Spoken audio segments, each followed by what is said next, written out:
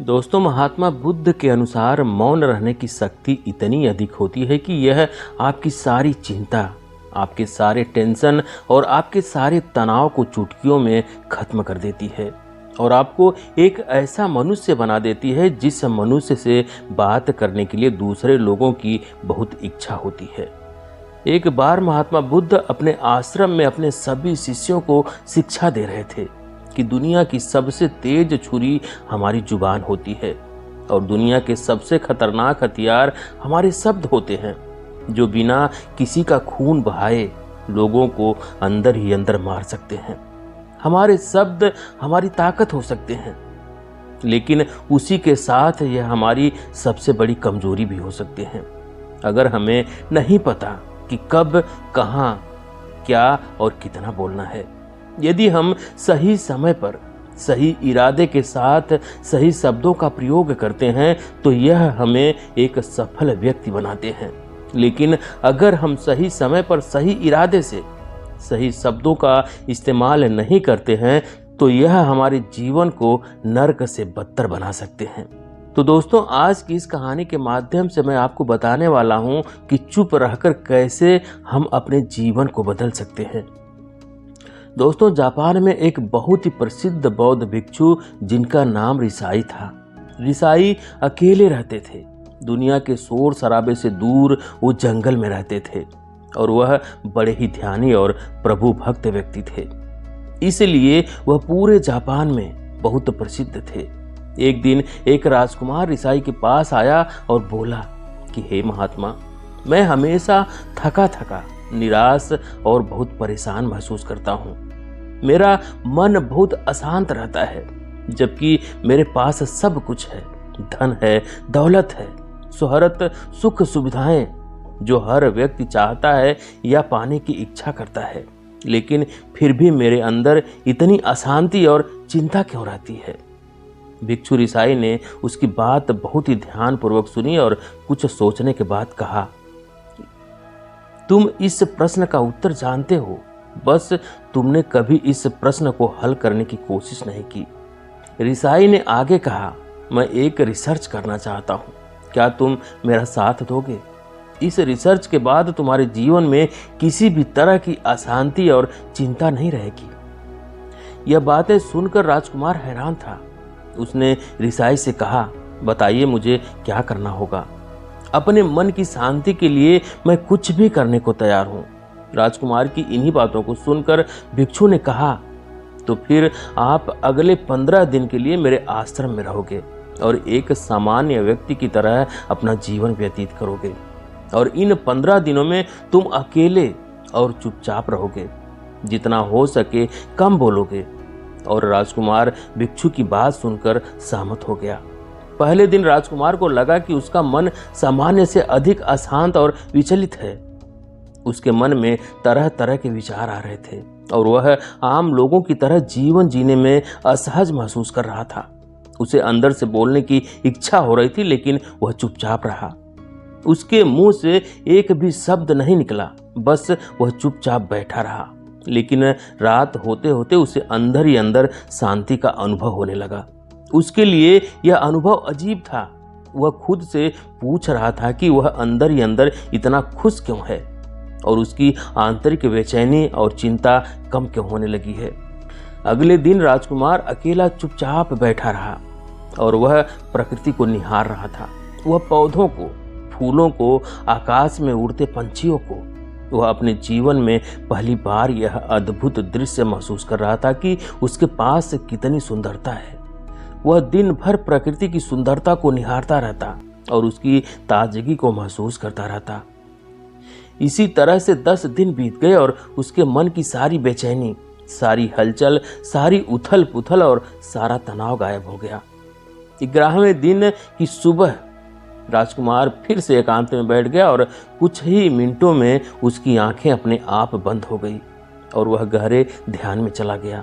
वह पूरे दिन वहीं पर आंखें बंद करके बैठा रहा और गहरे ध्यान में डूबा रहा। ना कोई शब्द, ना कोई चिंता। राजकुमार भीतर से असीम शांति और आनंद से भर गया। राजकुमार अपने बाकी के 4 दिन इसी तरह गहरे ध्यान में व्यतीत करने के बाद 15 दिन बाद ऋषाई के सामने प्रस्तुत हुआ और ऋषाई को प्रणाम करके बोला, प्रिय भिक्षु, मुझे उत्तर मिल गया कि मेरे मन में इतनी उथल पुथल और चिंता क्यों थी। मैं जान गया कि मेरा मन इतना अशांत और विचलित क्यों था। बौद्ध भिक्षु मुस्कुराते हुए पूछा, बताओ क्या उत्तर मिला तुम्हें? राजकुमार ने कहा, मैं आवश्यकता से अधिक बातें करता था। मैं किसी पर भी अपने शब्द और ऊर्जा व्यर्थ करता था। मैं दिन भर अपने लोगों से फालतू की बातें करता था और फिर उन्हीं के बारे में अकेले में सोचता रहता था और ज़्यादातर समय नकारात्मक ही सोचता रहता था। इस तरह मैं बस अपना समय बर्बाद कर रहा था। ज़्यादा बोलने और नकारात्मक सोचने की वजह से मेरा मन अशांत और बेचैन हो गया था और इसी वजह से मैं किसी भी काम को ठीक से कर नहीं पा रहा था, जिसकी वजह से मैं हर काम में असफल होने लगा और फिर लगातार मिलने वाली असफलताओं की वजह से ही मैं और भी उदास और चिड़चिड़ा हो गया। इन्हीं सभी चीज़ों की वजह से मेरा जीवन नष्ट हो रहा था। लेकिन यहाँ पर बिताए हुए 15 दिन मेरे लिए पूरी तरह से अलग थे। यहाँ पर मुझे कुछ अलग ही एहसास हो रहा था। अब मुझे ऐसा लग रहा है कि मैं अपना जीवन पूरी तरह से जी रहा हूँ, लेकिन इससे पहले मैं अपना जीवन गलत तरीके से जी रहा था। और मैंने यह भी सीखा कि हमें सिर्फ ध्यान करने की ज़रूरत नहीं है। ध्यान अपने आप होता है जब हम शांत और मौन होते हैं। ध्यान के पिछले कुछ दिनों के दौरान मैंने जो पहली चीज़ सीखी है वो ये है कि मनुष्य के जीवन की सबसे महत्वपूर्ण चीज़ स्वयं को जानना ही है। यह सुनकर ऋषाई ने कहा, सिर्फ तुम ही नहीं, दुनिया में ज़्यादातर लोग ज़रूरत से ज़्यादा बोलते हैं। आज भी लोग ज़्यादातर समय केवल एक दूसरे को नीचा दिखाने के लिए ही बोलते हैं। कुछ लोग ना चाहते हुए भी बातें करते हैं और अपना जीवन बर्बाद कर लेते हैं। ऋषाई ने राजकुमार को चुप रहने का महत्व समझाते हुए कहा, एक बार महात्मा बुद्ध से उनके शिष्यों ने पूछा कि हे बुद्ध, आप ज़्यादातर समय चुप क्यों रहते हैं? महात्मा बुद्ध ने कहा, क्योंकि चुप रहने से व्यक्ति अंदर से अनंत शांति की गहराइयों में होता है। मौन अपने भीतर उतरने की पहली सीढ़ी है। मौन के बिना स्वयं को जानना असंभव है। स्वयं को जानने और समझने का पहला नियम है कि मौन हो जाओ। उतना ही बोलो जितना अत्यंत आवश्यक हो। फालतू की बातों को करना छोड़ दो। तुम अचानक पाओगे कि 90% से भी ज़्यादातर लोग व्यर्थ ही ज़्यादा बोलकर अपना समय बर्बाद कर रहे हैं। ना बोलने का कोई नुकसान नहीं है, लेकिन यदि आप ज़्यादा बोलते हैं तो आप अत्यधिक गलती कर देते हैं। अगर व्यक्ति कम बोलना शुरू कर दे तो दुनिया की 90% मुसीबतें कम हो जाएगी, झगड़े फसाद कम हो जाएंगे, उपद्रव कम हो जाएंगे। अगर लोग थोड़ा चुप रहना सीख लिए, संसार की बहुत सारी समस्याएं, बहुत सारा उपद्रव सिर्फ बोलने से पैदा होते हैं।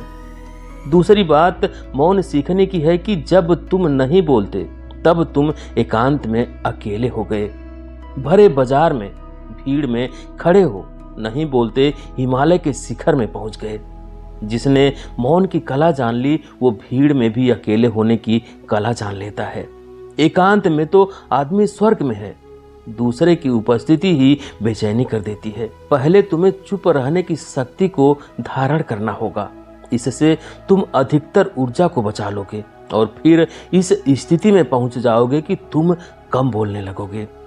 अगर तुम किसी के यहाँ पर जा रहे हो और परेशान हो जाओ तो ऐसे में उचित है कि आंखें बंद कर लो और अपने में खो जाओ। वहां से तुम्हें ताजगी महसूस होगी, क्योंकि तुम्हारे अंदर जीवन का वह स्रोत छिपा हुआ है, वह किसी दूसरे में नहीं है। इसके बाद राजकुमार उस ऋषाई से पूछते हैं, आखिर कौन हमें अपने अंदर तक लेकर जाएगा? यह बातें सुनकर ऋषाई बुद्ध कहते हैं, तुम्हें स्वयं ही अपने अंदर उतरना होगा और वहीं से जीवन का आनंद ले पाओगे।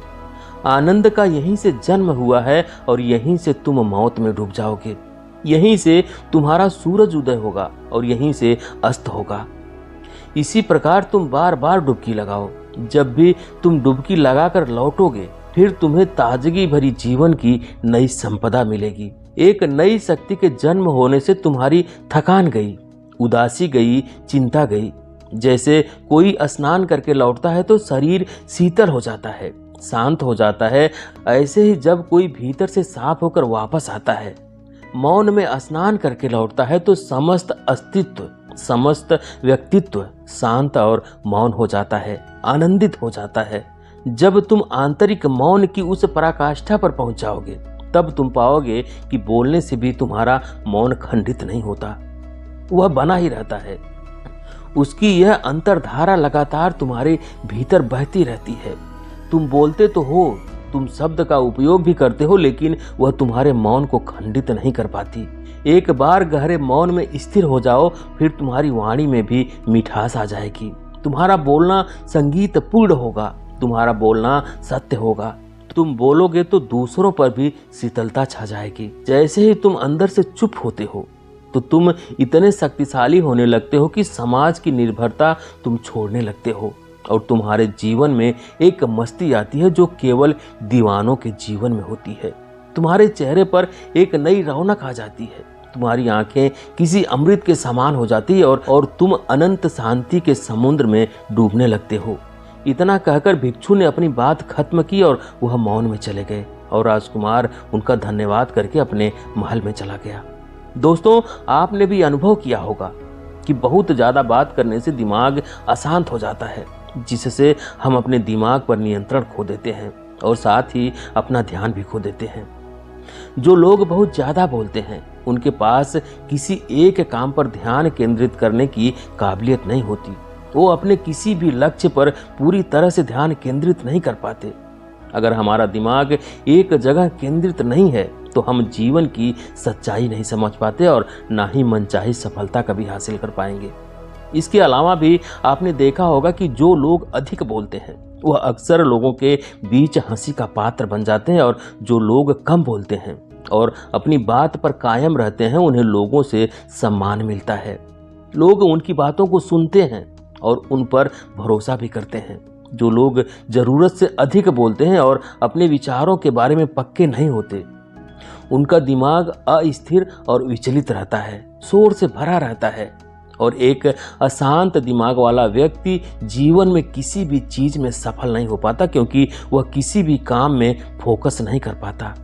यदि किसी व्यक्ति को यह पता है कि उसे कब, कहाँ और क्या बोलना है, तो वह व्यक्ति सच में बहुत बुद्धिमान है, और ऐसा व्यक्ति जहाँ भी जाता है, उसका व्यक्तित्व आकर्षण का केंद्र बन जाता है, और वह जो कुछ भी करता है उसमें अवश्य सफल होता है। अगर हम किसी महान और सफल व्यक्ति के व्यक्तित्व को गहराई से देखें, तो पाएंगे कि वह कम बोलते हैं और कम से कम शब्दों में अपनी बात खत्म कर देते हैं। वो बोलने से पहले वह चीज़ों और जिसके बारे में उसे बोलना है, उसके बारे में गहराई से सोचते हैं। लेकिन जो लोग बहुत ज़्यादा बोलते हैं, बहुत बार झूठ भी बोलते हैं, और अपनी बातों से दूसरों के मन और विचारों पर कचरा डालते रहते हैं।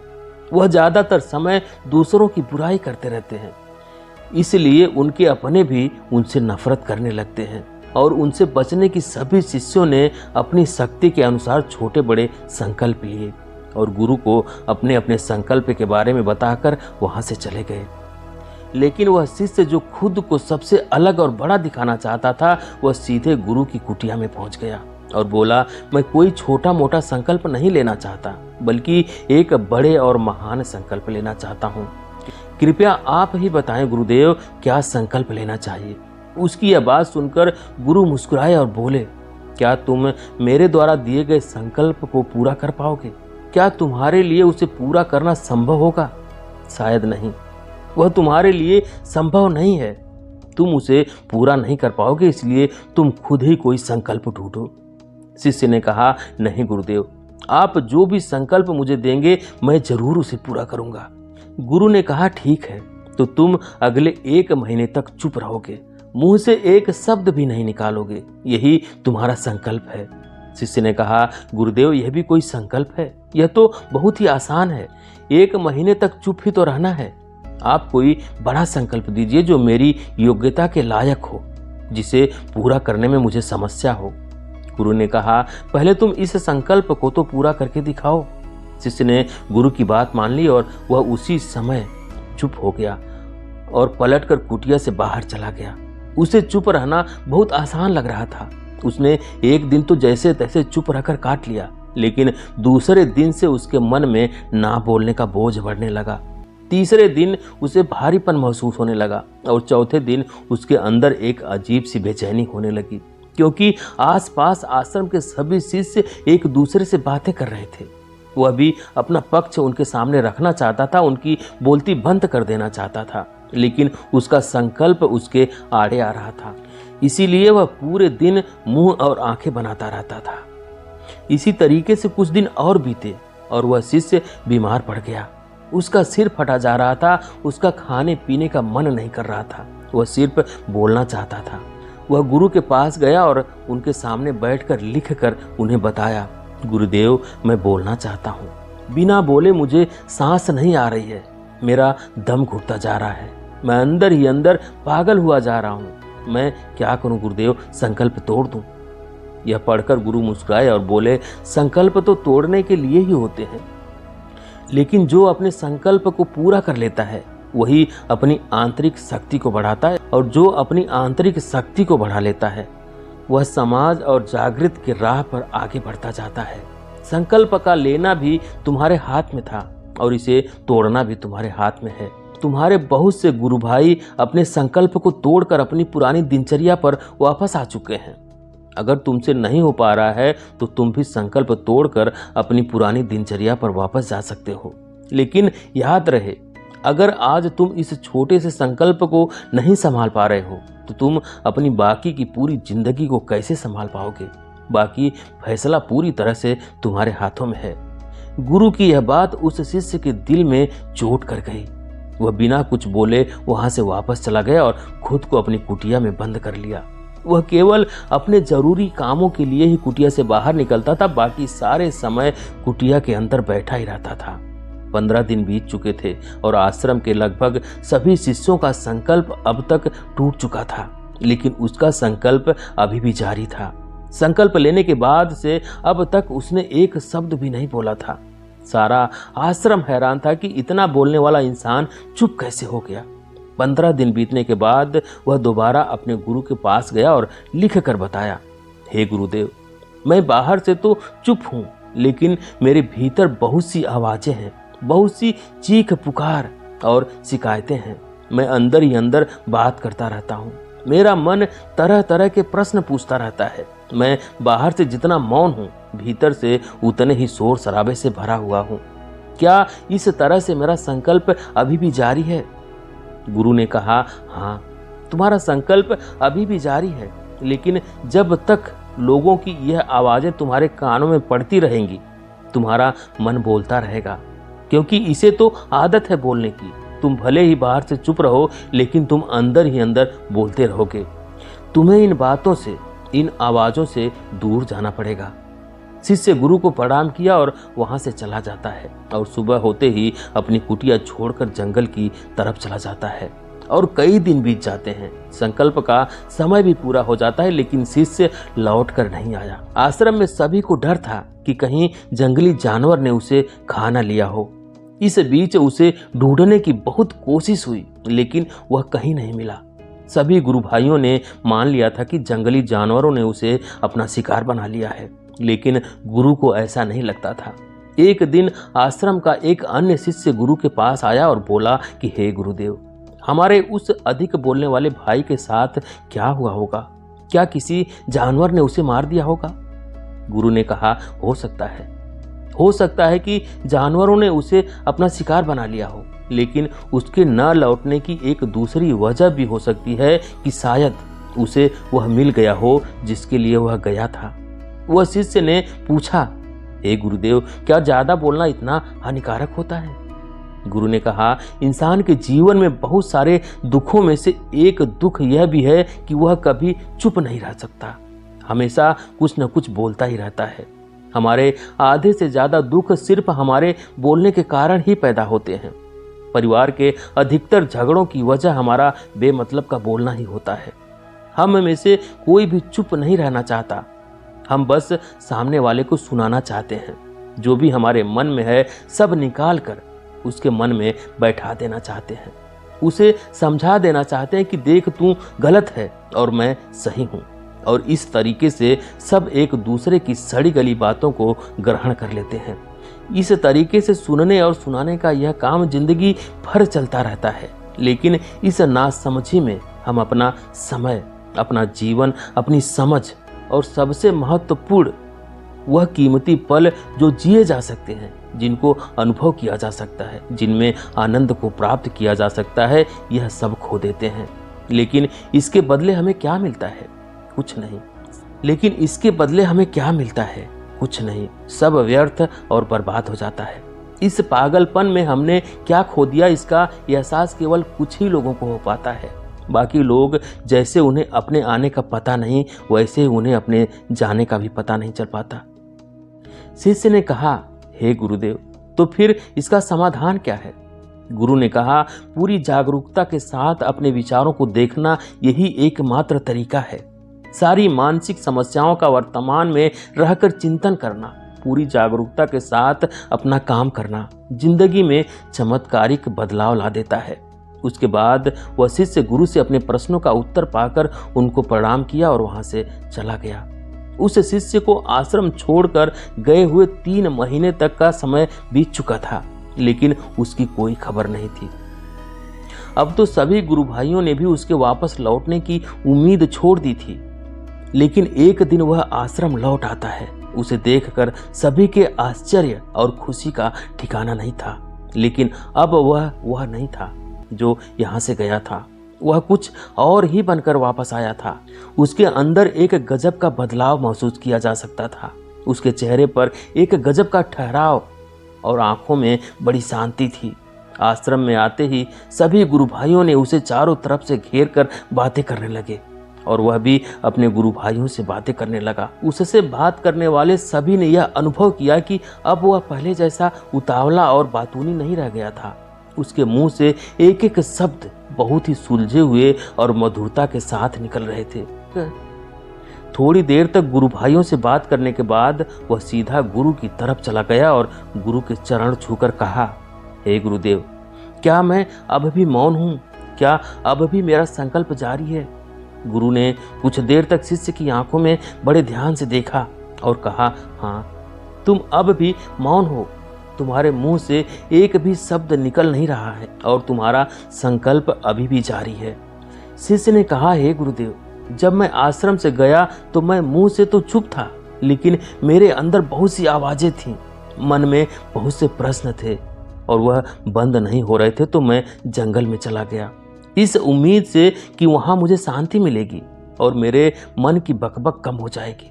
लेकिन मैं जितना एकांत में जाता गया, मेरे अंदर की आवाज़ उतनी ही तेज होती गई। मेरे भीतर की पुरानी से पुरानी आवाज़ें मुझे सुनाई देने लगी। तब जाकर मैंने महसूस किया कि मैं कितना गलत कर रहा था। जब मैं अपने परिवार वालों को, दोस्तों को और गुरु भाइयों को बुरा भला कहता था तो उस समय मुझे लगता था कि मैं सही कह रहा हूँ। जब मैं गुरु भाइयों की एक दूसरे से चुगली करता था और उनका मजाक बनाता था, तब भी मुझे यही लगता था कि मैं उनसे बेहतर हूँ और मैं सही कर रहा हूँ। लेकिन उस दिन मैंने पहली बार महसूस किया कि मैं कितना गलत बोलता था। काफ़ी दिनों तक यह आवाज़ें, ये शिकायतें मेरे अंदर चलती रही, लेकिन धीरे धीरे करके एक दिन यह सारी आवाज़ें मेरे अंदर से समाप्त हो गई और अब मैं भीतर से भी मौन हो गया। उस घने जंगल में बाहर से कोई बोलने वाला नहीं था और भीतर कोई आवाज़ बची ही नहीं थी और मैं उस दिन पहली बार मौन का सही अर्थ समझा। मेरे चारों तरफ बहुत शांति थी। हालांकि अभी भी कुछ आवाज़ें आ रही थी जो पहले भी आती थी, लेकिन मैं उन्हें सुन नहीं पाता था। पर अब वह सभी आवाज़ें मुझे स्पष्ट रूप से सुनाई दे रही थी। हवा के चलने की आवाज़, चिड़िया के झांकने की आवाज़ और पानी के बहने की आवाज़, यह सभी आवाज़ें मैंने पहली बार पूरे होश पूर्वक सुनी। अपने चारों तरफ इतनी शांति मैंने पहले कभी महसूस नहीं की थी। तो इस शांति को भंग करने के लिए मैंने पहली बार अपने मुंह से कोई शब्द निकाला। मैं चिल्लाया, हे ईश्वर, यह कैसी शांति है? यह सब कुछ इतना शांत क्यों है? ऐसा क्यों हो गया? लेकिन मेरे चिल्लाने के बाद भी शांति भंग नहीं हुई। सब कुछ पहले जितना ही शांत था, बाहर भी और भीतर भी। हे गुरुदेव, मैंने अपने गुरु भाइयों से बात की, मैंने आपसे बात की, मैं बोल रहा हूँ, मैं चल रहा हूँ, मैं सब कुछ देख रहा हूँ, लेकिन मैं अपने भीतर एकदम एकांत में हूँ, मौन में हूँ। भीड़ में होता हूँ तब भी भीतर से अकेला एकांत में होता हूँ। जब मैं खुद से भी शोर करना चाहता हूँ तब भी एकांत में ही होता हूँ।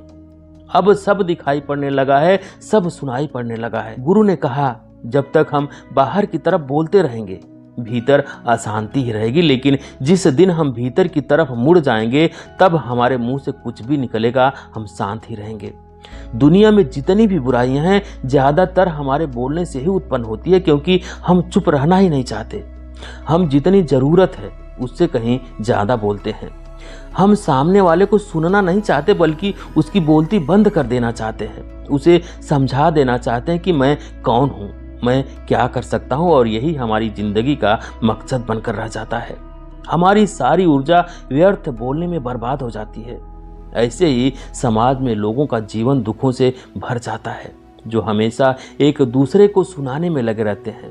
कभी एक दूसरे को सुनना नहीं चाहते, समझना नहीं चाहते, और चुप रहना तो उन्होंने कभी सीखा ही नहीं, क्योंकि चुप रहना उन्हें छोटा महसूस करवाता है। दुनिया की सभी लड़ाइयों का कारण हमारा बोलना ही है, इसलिए हमें सिर्फ उतना ही बोलना चाहिए जितना जरूरी हो, क्योंकि व्यर्थ का बोलना ऊर्जा को नष्ट करना है, और यह बोलना ही हमें कभी अपने भीतर की ओर लौटने नहीं देता, क्योंकि यह हमें बाहर की ओर खींच कर रखता है, और बाहर है ही क्या इस संसार के अलावा। लेकिन अगर अपने भीतर के संसार की ओर मुड़ना है तो इस मुंह को बंद ही रखना पड़ेगा। इसलिए जितने भी बुद्ध हुए, आत्मज्ञानी हुए, वह सभी एकांत की ओर भागे, ताकि उन्हें ज्यादा ना बोलना पड़े, ज्यादा सुनना ना पड़े। वह एकांत में रहें और शांत रहें, इसीलिए आसानी से भीतर की यात्रा कर पाए। लेकिन अगर कोई चाहे तो इस संसार में रहकर भी एकांत में रह सकता है, शांत रह सकता है, लेकिन इसके लिए उन्हें अपनी ऊर्जा बचानी होगी, जिसे वह अब तक अपने व्यर्थ के शब्दों में बर्बाद कर रहे थे। तो दोस्तों, इस कहानी की सीख यही है कि व्यर्थ का बोलना ऊर्जा को नष्ट करना है। ज्यादा और व्यर्थ बोलना ही हमें अपने भीतर की ओर लौटने नहीं देता, क्योंकि हमें बाहर की ओर झुकाए रखता है, और जिन्हें भीतर की यात्रा करनी है उन्हें अपने मुंह को बंद ही रखना चाहिए। तो ये थी आज की कहानी दोस्तों। आपको कैसी लगी कमेंट करके ज़रूर बताएं। वीडियो को लाइक करें, शेयर करें, और चैनल पर अभी तक नए हैं, चैनल को सब्सक्राइब नहीं किए हैं तो प्लीज़ चैनल को सब्सक्राइब करें। बेल आइकन भी प्रेस कर लें ताकि आने वाली सभी वीडियो का नोटिफिकेशन सबसे पहले आपको मिले। वीडियो देखने के लिए बहुत बहुत धन्यवाद।